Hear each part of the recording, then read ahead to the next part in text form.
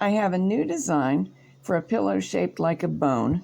These are great for supporting your neck. And because they're knitted from one end to the other, they require decreases and then increases. So we will focus for this movie on the full fashion decrease, and another movie will cover the full fashion increase to get neat edges. To create a triangular shape, we have to start with a certain number of stitches and then decrease. The most obvious way to decrease is to take the end stitch and move it over.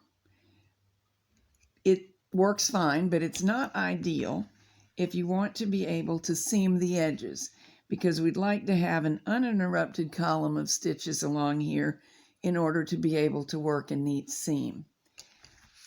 Simply moving a stitch over is called the simple decrease, and we would do it once on each board to create a one-stitch decrease.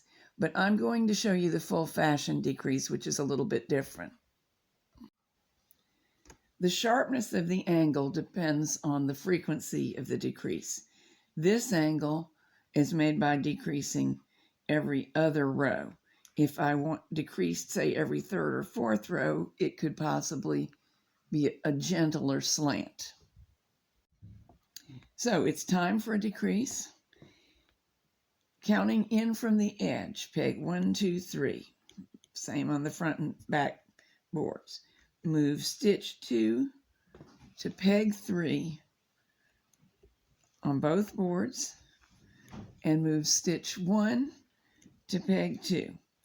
Now we've accomplished the same thing as the simple decrease, but the outer column of stitches remains uninterrupted so that later seaming will be easier. Also, it just makes a smoother edge, which you may like even if you don't plan to seam. For a symmetrical design such as this one, same thing happens on the other end of the board.